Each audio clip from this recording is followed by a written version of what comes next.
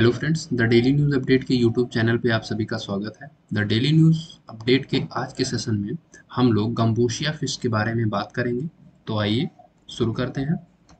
हाल ही में आंध्र प्रदेश की state government ने मच्छर जनित बीमारियों से निपटने के लिए स्टेट वाटर बॉडीज में लगभग 10 मिलियन गम्बूशिया मछलियों को छोड़ा है।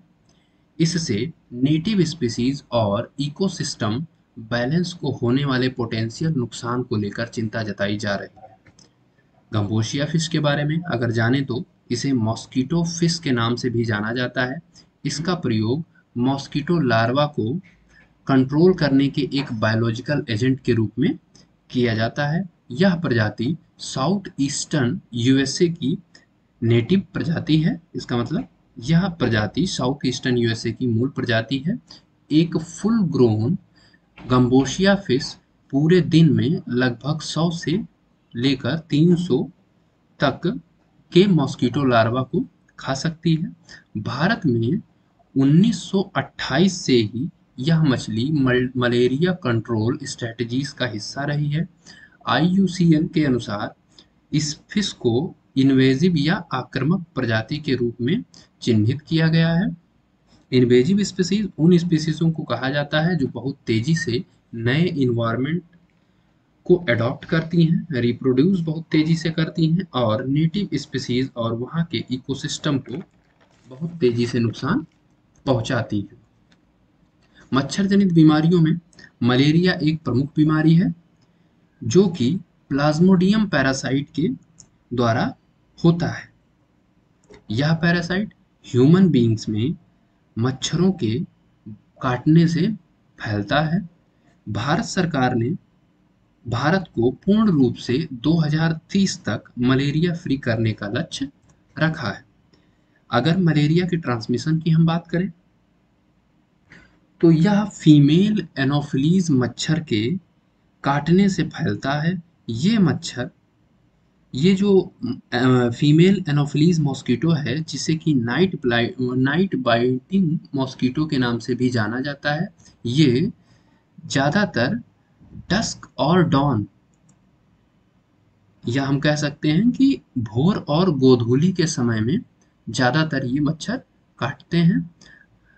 प्लाज्मोडियम पैरासाइट जो कि बहुत प्रकार के होते हैं, मनुष्यों में केवल 5 प्रकार के ही प्लाज्मोडियम पैरासाइट ही मलेरिया का कारण बनते हैं। पहला है प्लाज्मोडियम फैल्सीफेरम। यह मेनली अफ्रीका में पाया जाता है और विश्व में हुई मलेरिया से सर्वाधिक मौतों का कारण है। दूसरा प्लाज्मोडियम वाइवैक्स। यह मुख्यतः एशिया और साउथ अमेरिका के देशों में पाया जाता है। यह जो पैरासाइट है ये माइल्डर सिम्टम क्रिएट करता है, फैल्सीफेरम के कंपैरिजन में माइल्डर सिम्टम क्रिएट करता है, लेकिन यह जो पैरासाइट है ये ह्यूमन लीवर्स में लगभग 3 सालों तक रह सकता है। तीसरा प्लाज्मोडियम ओवेल। ये वेस्टर्न अफ्रीका के भागों में पाया जाता है और यह ह्यूमन लीवर्स में कई सालों तक बिना कोई सिम्टम प्रोड्यूस किए रहता है। प्लाज्मोडियम मलेरिया जो कि बहुत ही रेयर है, ये यूजली कहाँ पे पाया जाता है? अफ्रीका में पाया जाता है। और पांचवा प्लाज्मोडियम नॉलेसी, ये साउथ ईस्टर्न एशिया के कुछ पार्ट में पाया जाता है। अब आइए आज के टॉपिक से रिलेटेड एक प्रश्न पर चर्चा करते हैं। तो आज का प्रश्न है, which of the following statement is are correct about gambusia fish. Gambusia fish के बारे में निम्नलिखित में से कौन से कथन सत्य हैं? पहला स्टेटमेंट है, it is native of waters of south eastern United State. यह साउथ ईस्टर्न यूएसए की मूल प्रजाति है। दूसरा, it is also known as a mosquito fish and is widely used as a biological agent for controlling mosquito larva।